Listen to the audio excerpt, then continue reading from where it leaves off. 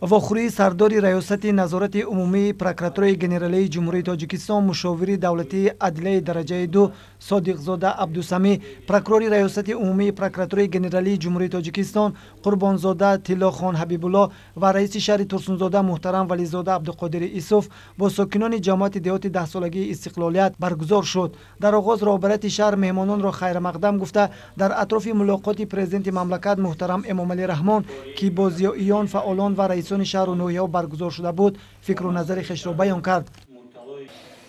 пешвои миллат инчунин дар назди мақомоти давлатӣ вазифа гузоштанд ки ба истиқболи ҷашни бузурги миллӣ 30-солагии истиқлолияти кишварамон, яъне то 9 сентябри соли 2021 бунёди китобхонаву ҳаммомҳо, сартарошхонау кошонаи ҳусн, боғу гулгаштҳо ва ҷойҳои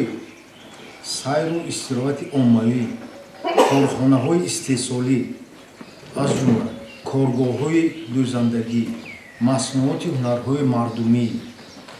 бо оби бо сифати ошониданӣ, таъмин намудани аҳолии деҳаҳо ва таъмири роҳи байни деҳаҳо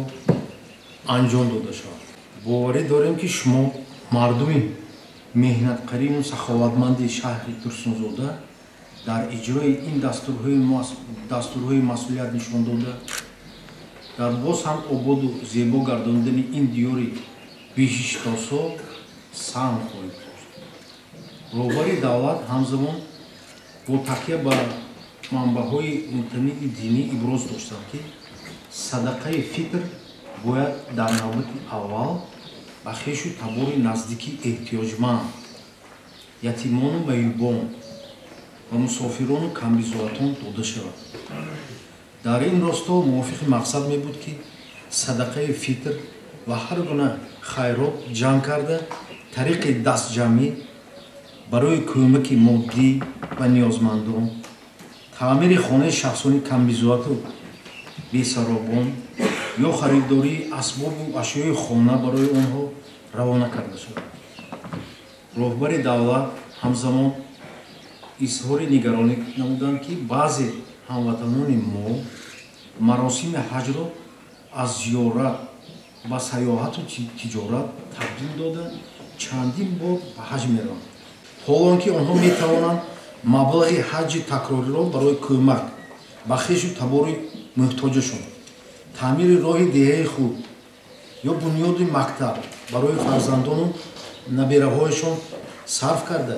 савоби бештар ба даст оранд. баъдан содиқзода абдусамӣ намояндаи прокуратураи генералии ҷумҳурии тоҷикистон низ доираи мулоқоти президенти мамлакат оид ба корҳои ободонӣ, бунёдкорӣ, баланд бардоштани сатҳи зиндагии мардум суханронӣ кард. мавсуф зимни баромади хеш изҳор дошт ки тамоми мулоқоту суҳбатҳо ва заҳматҳои пешвои муаззами кишвар эмомалӣ раҳмон ба хотири муҳайё кардани зиндагии шоистаи мардум равона карда мешавад. касали спид дар дунё айни замон зиёда аз 36 миллион нафар сироятёфтагони ин намуди касалӣ зиндагӣ намуда истодаанд. аз оғози эпидемия то имрӯз ин сироят сабаби фавти наздики 40 миллион нафар одамони сайёра гардидааст.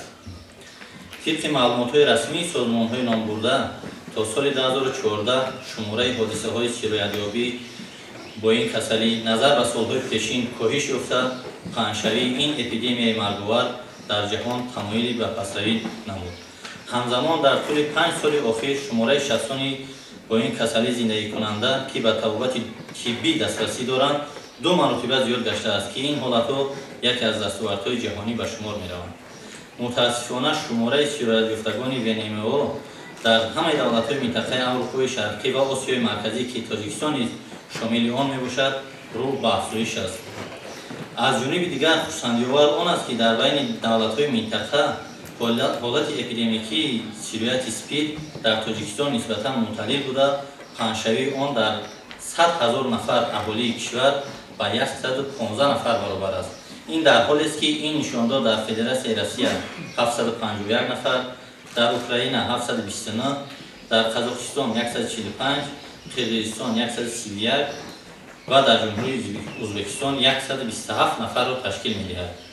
ҳолати эпидемиологии вируси норасоии масмумияти одам дар кишвари мо ҳам аз ҷониби мутахассисони соҳа و هم از جانب مشاوران بین المللی همچون حالتی اپیدمی جمع شونده ارزیابی گردیده پنجشنبه آن بیشتر در بین گروه‌های علاهیده اهالی، نشوندگان تزریقی، شخصان رساننده خدمت‌های شهربانی، مهاجران مهنتی و اعضایان عائله‌های آنها به مشاهده می‌رسد. هرچند با مقصد پیشگیری این سرایت از مادر و کودک از جانب مؤسسه و ساختارهای دخلدار تمام چاره‌های پیشگیری کننده عملی کرده شوند، هم حالت‌های تولد فرزند در شرایط خانه کم نیستند. از این رو این امید احتمالیت سرایت نقشه‌وی کودکان را در بطن مادر سرایت یافته هنگام تولد و هنگام سینه‌مکانی زیاد می‌سازد. تاجیکستان همچون عضو وابسته و کامل حقوقی جامعه جهانی در مقاومت با اپیدمی اسپید با دولت‌ها و سازمان‌های بانفوذ جهانی سازمانه همکاری نموده ایستاده است و در فعالیت خویش در این سمت همه حجت‌های مهمی اسامبله ژنرالی سازمان ملل متحد از جمله اعلامیه اوید پیروی فعالیت نسبت مبارزه علیه اسپید از سال 2001 و اعلامیه سیاسی اوید اسپید تحت شعار بهتر نمودن فعالیت‌ها برای نابود ساختن اسپید از سال 2011 را همه‌جانبه دستگیری می‌نماید. پروکورور ریاست عمومی پروکراتوری گنرالی جمهوری تاجیکستان قربانزاده تیلاخان حبیب‌الله نیز در سمت پیشگیری بیماری‌های مرگاور سرایتی از قبیل ویچ اسپید سری وقت گذشتن مهاجران مهنتی از معاینه طبی اندیشه‌رانی نمود. سلسله واخوری‌های مقامات‌های مربوطه در سمت ملاقات سرور دولت با ساکنان شهر و ناحیه‌ها در فضای آشکار بیانی من بعد نیز دایر کرده شده ادامه می‌یابد.